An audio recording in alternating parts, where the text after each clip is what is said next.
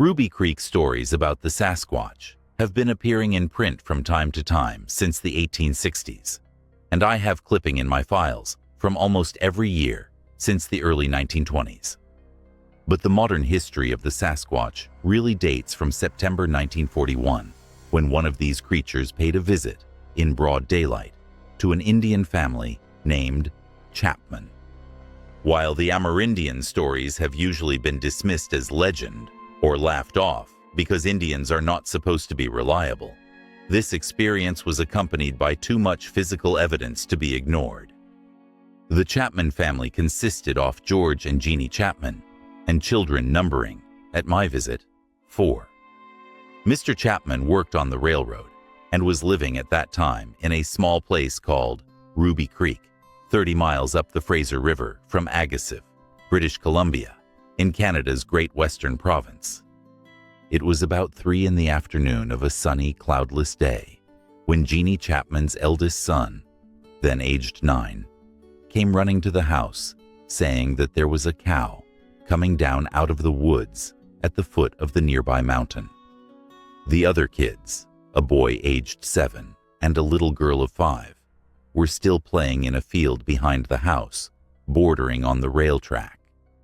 Mrs. Chapman went out to look, since the boy seemed oddly disturbed, and they saw what at first she thought was a very big bear moving about among the bushes, bordering the field beyond the railway tracks. She called the 2 children who came running immediately. Then the creature moved onto the tracks, and she saw to her horror that it was a gigantic man covered with hair, not fur. The hair seemed to be about 4 inches long all over, and of a pale yellow-brown color.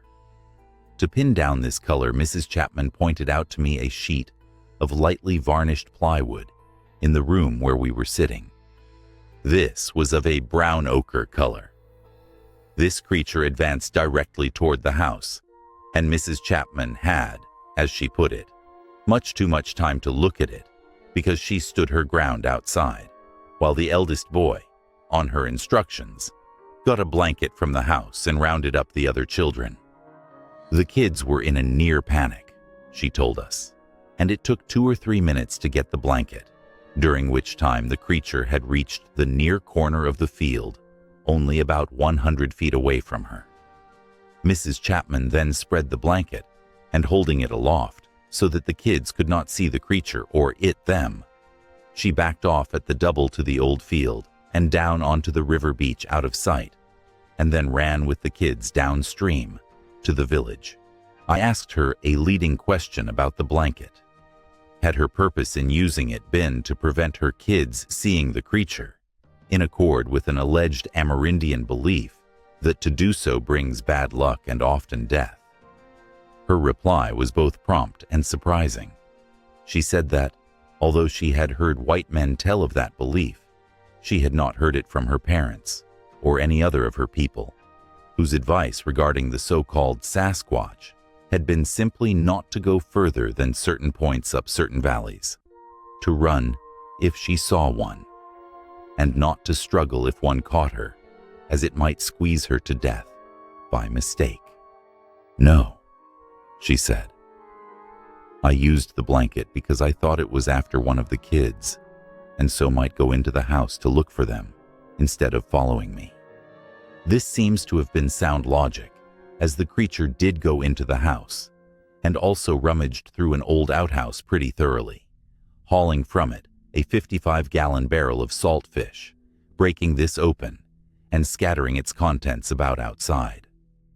The irony of it is that all those 3 children did die within 3 years, the 2 boys by drowning, and the little girl on a sickbed. And just after I interviewed the Chapmans, they also were drowned in the Fraser River when a rowboat capsized. Mrs. Chapman told me that the creature was about 7'12" feet tall. She could estimate its height by the various fence and line posts standing about the field. It had a rather small head and a very short, thick neck. In fact, really no neck at all, a point that was emphasized by William Rowe and by all others who claimed to have seen one of these creatures. Its body was entirely human in shape, except that it was immensely thick through its chest, and its arms were exceptionally long. She did not see the feet, which were in the grass. Its shoulders were very wide, and it had no breasts, from which Mrs. Chapman assumed it was a male, though she also did not see any male genitalia due to the long hair covering its groin. She was most definite on one point. The naked parts of its face and its hands were much darker than its hair and appeared to be almost black. George Chapman returned home from his work on the railroad that day shortly before 6 in the evening, and by a route that bypassed the village so that he saw no one to tell him what had happened. When he reached his house, he immediately saw the woodshed door battered in and spotted enormous humanoid footprints all over the place. Greatly alarmed, for he, like all of his people, had heard since childhood about the big wild men of the mountains, though he did not hear the word Sasquatch till after this incident. He called for his family and then dashed through the house. Then he spotted the foot tracks of his wife and kids going off toward the river. He followed these until he picked them up on the sand beside the river and saw them going off downstream without any giant ones following. Somewhat relieved, he was retracing his steps when he stumbled across the giant's foot tracks on the riverbank farther upstream. These had come down out of the potato patch, which lay between the house and the river, had milled about by the river, and then gone back through the old field toward the foot of the mountains, where they disappeared in the heavy growth. Returning to the house, relieved to know that the tracks of all 4 of his family had gone off downstream to the village, George Chapman went to examine the woodshed. In our interview, after 18 years, he still expressed voluble astonishment that any living thing, even a 7'6" man with a barrel chest, could lift a 55-gallon tub of fish and break it open without using a tool. He confirmed the creature's height after finding a number of long brown hairs stuck in the slabwood lintel of the doorway above the level of his head. George Chapman then went off to the village to look for his family and found them in a state of calm collapse. He gathered them up and invited his father-in-law and 2 others to return with him for protection of his family when he was away at work.